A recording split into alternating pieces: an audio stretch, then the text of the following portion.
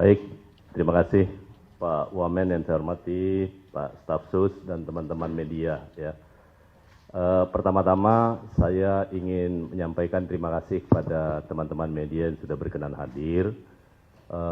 Saya ingin mengklarifikasi beberapa hal yang beberapa hari terakhir ini beredar di publik dan menurut saya ada yang miss terhadap apa yang saya sampaikan. Yang pertama, bahwa konteks dari pernyataan saya itu adalah terkait dengan pernyataan Bapak Presiden di Kairo terkait dengan pengampunan.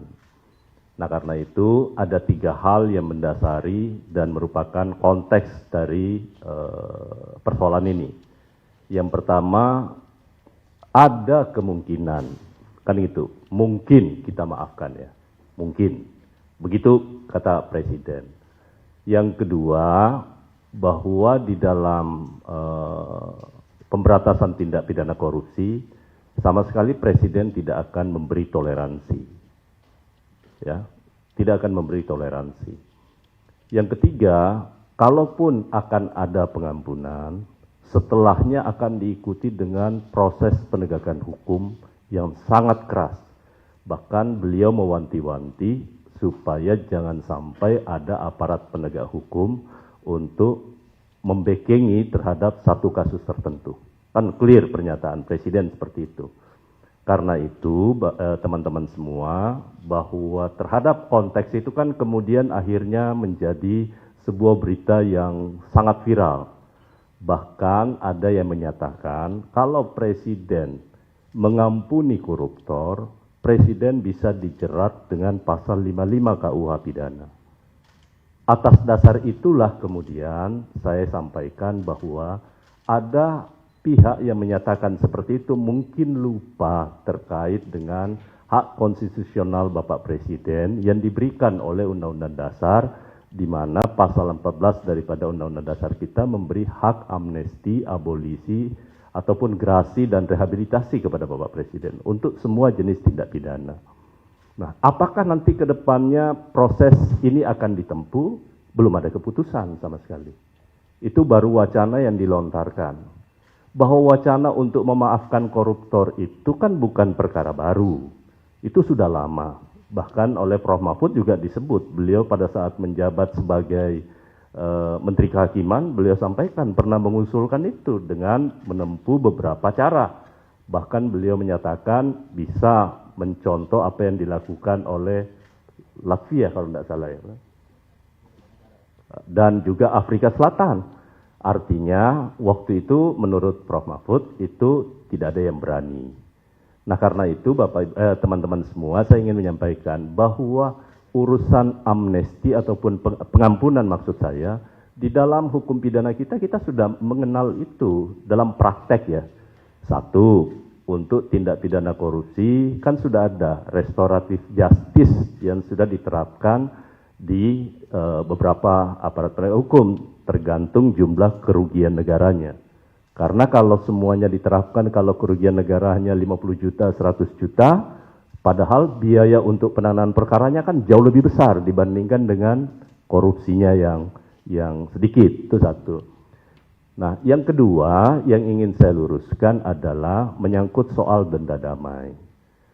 Yang saya maksudkan itu adalah mengcompare, karena undang-undang tindak pidana korupsi ataupun juga undang-undang kejaksaan khusus kepada tindak pidana ekonomi, dua-duanya itu adalah tindak pidana yang merugikan keuangan negara, merugikan perekonomian negara. Karena itu ada ruangnya yang diberikan, dan ini bukan barang baru terkait dengan proses pengampunan, karena kita sudah pernah melakukan 2 kali tax amnesty.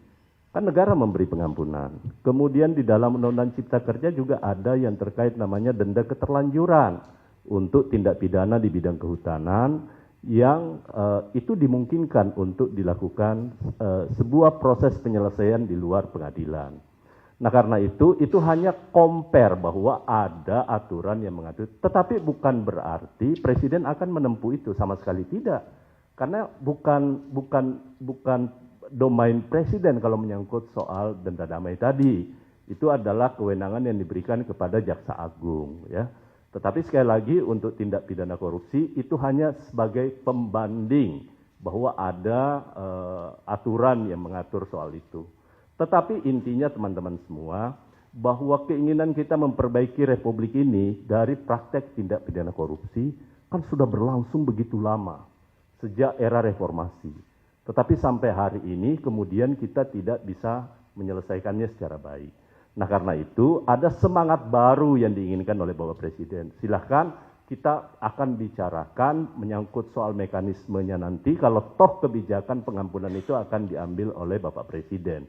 Tetapi sampai hari ini kita baru di Kementerian Hukum lagi menyiapkan rancangan undang-undang tentang grasi, amnesti, abolisi, dan grasi. Nanti kalau sudah selesai, kami akan sampaikan kepada kawan-kawan semua. Jadi sekali lagi terkait dengan isu denda damai tadi itu adalah hanya mengkompar menyangkut soal penyelesaian suatu tindak pidana di luar pengadilan. Itu aja intinya. Kita punya contoh-contoh yang lain. Saya rasa itu yang perlu ingin saya sampaikan kepada teman-teman. Sekali lagi ini kalaupun nanti ada yang salah mengerti dengan apa yang saya ucapkan, ya saya menyatakan saya mohon maaf, tetapi sekali lagi itu hanya contoh atau komparasi terhadap penyelesaian tindak pidana yang terkait dengan merugikan perekonomian negara di bidang tindak pidana ekonomi dengan tindak pidana korupsi. Saya rasa itu ya, terima kasih. Assalamualaikum warahmatullahi wabarakatuh. Baik, terima kasih Pak Menteri atas penjelasannya. Saya kira rekan-rekan sudah clear tadi 2 poin yang dikemukakan oleh Bapak Menteri Hukum. Nah, selanjutnya saya akan memberikan kesempatan 3 penanya untuk bertanya terkait penjelasan Pak Menteri barusan. Silahkan. Dari?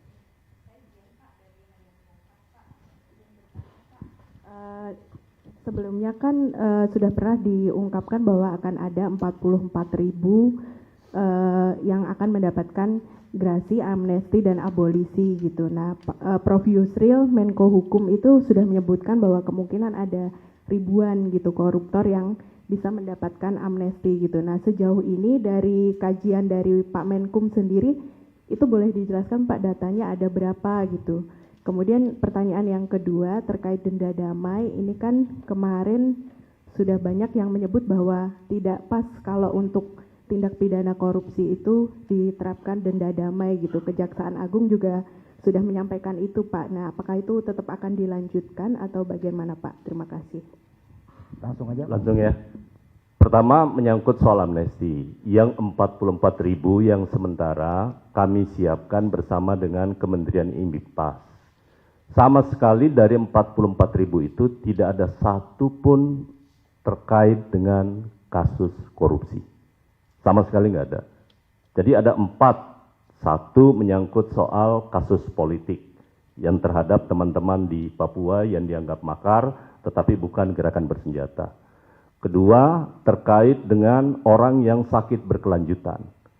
Mungkin karena dia mengalami gangguan jiwa ataupun juga karena ada gangguan penyakit yang agak sulit untuk dilakukan penanganan di lapas kita, terutama yang terkena HIV dan HIV AIDS ya.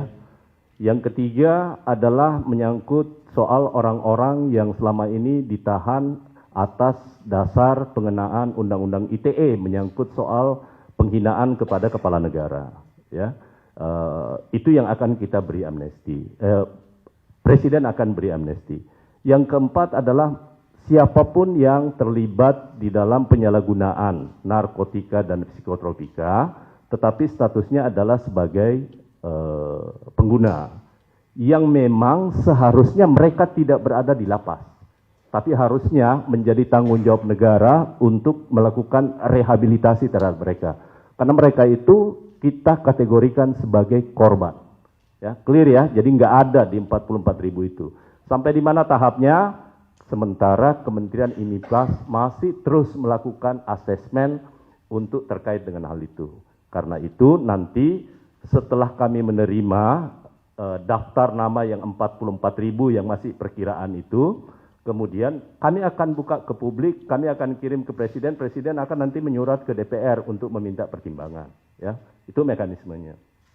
Nah, terkait dengan denda damai tadi, sekali lagi saya katakan itu hanya mengcompare saja bahwa ada proses penyelesaian terhadap tindak pidana yang merugikan ke perekonomian negara itu boleh diselesaikan di luar pengadilan, ya kan? Kan itu saja masalahnya. Karena itu saya rasa untuk denda damai kita selesai sampai di sini sudah clear bahwa itu diterapkan untuk tindak pidana ekonomi, tetapi tindak pidana ekonomi itu kan intinya juga merugikan perekonomian negara. Ya, itu. Jadi supaya jangan disalah tafsirkan. Saya rasa itu ya cukup menjawab ya. Baik, satu lagi dari. Selamat sore Pak Menteri, Pak Wamen. Nama saya Santi Pak dari IDNTEM. Ada 2 pertanyaan Pak Menteri. Yang pertama, berarti sebagai pembantu Presiden, para menteri ini menerjemahkan pidato yang disampaikan oleh Pak Presiden Prabowo di Kairo Mesir itu di hadapan mahasiswa Indonesia tuh teknisnya nanti akan seperti apa Pak? Karena kan kalimatnya adalah ya kembalikan dong asetnya gitu. Kalau mau mendapat pengampunan. Jadi ini diterjemah karena publik itu kan melihat videonya utuh ya Pak gitu. Jadi mereka menerjemahkan dari potongan dari video tersebut. Kemudian yang kedua kemarin Prof. Mahfud juga sempat menyinggung ada cara lain sebenarnya untuk mengembalikan aset yaitu dengan cara mengesahkan undang-undang perampasan aset. Ketika Pak Menteri menjadi Ketua Balik itu kan sebenarnya sudah sempat draft dari surat Presiden itu sempat dikirimkan kepada DPR tetapi belum ada pembahasan atau tindak lanjut atau bahkan dimasukkan ke Prolegnas 2025. Apakah di kepemimpinan yang sekarang itu akan ditindaklanjuti Pak Menteri? Itu saja. Terima kasih.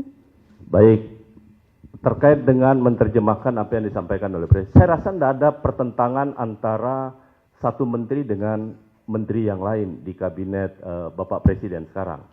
Prof. Yusril menyampaikan hal yang sama dengan yang saya sampaikan. Bahwa kita tidak boleh membenturkan undang-undang dengan undang-undang dasar.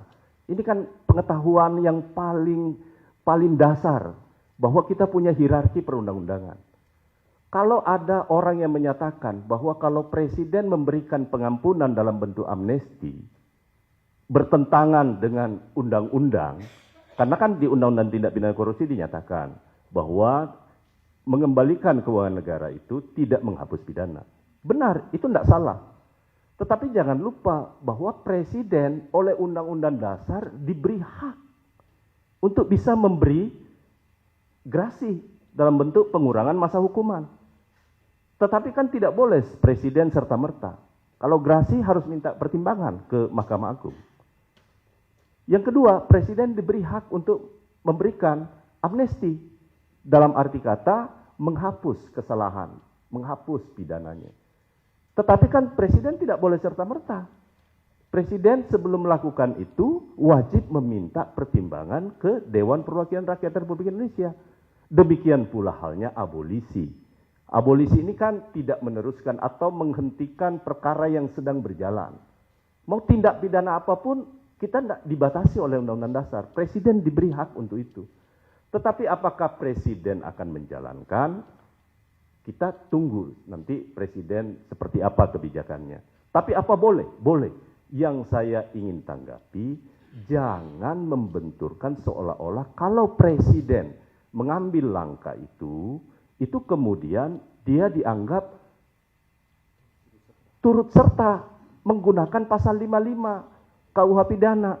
Itu yang sebenarnya konteksnya yang ingin saya mau sampaikan kepada teman-teman. Dari sisi hierarki udah jelas. Undang-Undang Dasar memberi kewenangan kepada presiden untuk melakukan 4 hal tadi. Ya, tanpa mengurangi ketentuan perundang-undangan yang berada di bawahnya. Nah, yang untuk pertanyaan terakhir tadi menyangkut soal apa yang akan presiden lakukan. Presiden kan sudah sangat jelas. Bahwa setelah selesai kalau beliau mengambil, kan belum. Ya kan? 1, beliau akan melaksanakan penerapan hukum yang maksimal. Akan menindak aparat penegak hukum yang membekengi semua usaha yang merintangi penegakan hukum di bidang tindak pidana korupsi. Kan clear pernyataan presiden. Nggak ada yang perlu kita perdebatkan. Langkah-langkah berikut adalah menyangkut soal regulasi. Tadi saya sudah minta kepada Pak Wamen untuk mengawal pembentukan penyempurnaan undang-undang tentang gerasi, amnesti, abolisi, dan rehabilitasi. Lagi disusun oleh Dirjen PP. Ini dikawal oleh Pak Wamen. Yang kedua, regulasi yang lain. Baik itu menyangkut soal, jangan lupa undang-undang itu kan produk politik. Bukan hanya presiden, tetapi juga parlemen. Karena itu dari awal saya katakan, apakah pemerintah akan mengajukan undang-undang perampasan aset, pembatasan transaksi uang kartal, ataupun yang lain. Kan sudah jelas di dalam prolegnas jangka panjang kita. Kenapa kami belum mengajukan itu? Yang pertama, karena ini adalah proses politik yang tentu butuh pendekatan supaya dia lebih cepat untuk kita bisa putuskan. Karena itu yang lalu saya sudah sampaikan, saya lagi roadshow bersama-sama dengan baik di fraksi-fraksi maupun kepada pimpinan-pimpinan partai politik terkait dengan itu. Presiden tentu tidak berkeinginan begitu diajukan kemudian tidak dibahas. Nah ini yang harus kita selesaikan. Makanya kemarin itu kita mengusulkan kalau bisa satu paket nanti antara undang-undang yang disebutkan dengan juga undang-undang tentang partai politik. Supaya ini simultan kita lakukan. Saya rasa itu ya. Satu lagi, kesempatan lagi. Silakan. Dari kiri, dari mana? Iya, selamat sore Pak Menteri. Sebelumnya perkenalkan saya Edwin dari Kompas TV. Terima kasih sebelumnya Pak, mau bertanya terkait dengan pernyataan sebelumnya juga.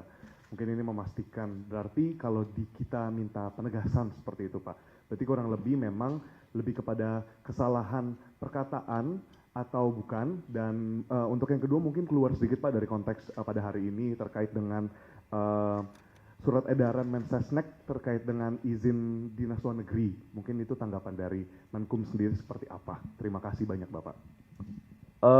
Pertama, itu yang saya maksudkan tadi, ini kesalahan konteks ya.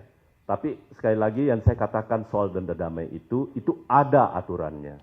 Ya, ada aturannya. Tetapi apakah sudah diimplementasikan? Sampai sekarang belum, karena menunggu peraturan turunannya. Tetapi itu hanya terkait dengan tindak pidana ekonomi. Yang saya maksudkan kemarin itu karena sama-sama merugikan perekonomian negara dan juga kemungkinan keuangan negara, itu boleh diterapkan. Tetapi sekali lagi, saya rasa diskusinya sudah selesai karena menyangkut soal di tindak pidana mana denda damai itu bisa dilaksanakan. Ya, itu clear ya. Kemudian yang terakhir menyangkut soal perjalanan dinas. Sebelum instruksi ini keluar, Bapak Presiden sudah mewanti-wanti kepada seluruh anggota Kabinet Merah Putih untuk sangat selektif terhadap perjalanan dinas. Bahkan kami sudah menerapkan itu di Kementerian Hukum. Bahkan sampai hari ini saya mungkin untuk perjalanan ke luar negeri sama sekali belum pernah. Ya, kemudian juga perjalanan dalam negeri sangat terbatas. Saya bahkan kami di Kementerian Hukum mengembangkan sebuah sistem supaya bisa menggunakan rapat by Zoom ya untuk saling berkoordinasi dan saya rasa itu akan lebih efektif. Dan implementasi ke depannya juga saya sudah minta bersama-sama dengan Pak Wamen dan Pak Sekjen untuk menyampaikan sosialisasi ini kepada seluruh teman-teman di Kekanwil untuk tidak sering-sering ke Jakarta. Kalau ada rapat koordinasi yang akan kita lakukan via Zoom ya. Nah, karena itu apa yang dilakukan oleh Bapak Presiden itu kan mengindikasikan bahwa niat beliau untuk melihat pemanfaatan dari APBN itu benar-benar bisa dilakukan sesuai dengan yang kita butuhkan. Dan jangan lupa, di Kementerian Hukum, teman-teman semua saat ini, apa yang kami lakukan untuk mengikuti perintah Bapak Presiden dalam rangka penggunaan anggaran seefisien mungkin dan bisa lebih memberikan pelayanan kepada masyarakat dan itu lebih baik. Sekali lagi saya sampaikan, transformasi digital yang kami kembangkan nanti itu memungkinkan seluruh layanan di Kementerian Hukum itu bisa diakses lewat digital, ya kan? Kalau ini kita bisa lakukan, maka semua layanan tadi itu pasti akan memberi kepuasan dan mencegah tatap muka antara orang yang meminta layanan dan pemberi layanan. Itu bagian dari ikhtiar Kementerian Hukum untuk memperbaiki tata kelola pemerintahan. Itu bagian dari upaya yang kami lakukan mengikuti amanat Bapak Presiden kepada di Kementerian Hukum untuk menciptakan sistem yang akuntabel, transparan. Inilah yang kami kembangkan saat ini.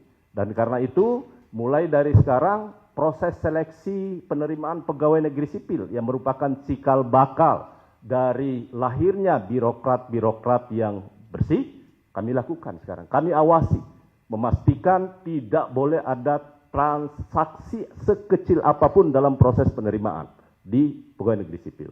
Yang kedua, berikutnya kami lakukan merit system, sehingga pengelolaan jabatan-jabatan struktural maupun fungsional yang ada di Kementerian Hukum itu berbasis pada kemampuan dan minat dari teman-teman yang berusaha untuk mendapatkan jabatan yang memang bisa diraih, ya. Dengan merit system saya yakin dan percaya proses jenjang karir itu akan berjalan sedemikian bagus, dan ini semua muaranya seperti yang Presiden sampaikan bahwa ini akan meminimalisir upaya-upaya orang yang punya niat dalam rangka melakukan tindakan-tindakan yang tidak terpuji. Plus yang terakhir, kalau ini sudah berhasil, transformasi digital kami bisa lakukan, saya yakin dan percaya Kementerian Hukum bisa menjadi kementerian yang akuntabel, transparan, dan akhirnya bisa mendapatkan kepercayaan dari masyarakat. Saya rasa itu ya. Baik, saya kira sudah cukup dan clear keterangan dari Pak Menteri. Dari 3 penanya juga sudah mewakili semuanya. Terima kasih rekan-rekan. Satu yang kami pesankan bahwa semua keterangan Pak Menteri Hukum harus dilihat secara utuh, secara kontekstual. Jangan sampai salah nanti ya dalam penerjemahan kepada publik. Terima kasih rekan-rekan semua atas kehadirannya. Kami sangat senang sekali rekan-rekan bisa hukum.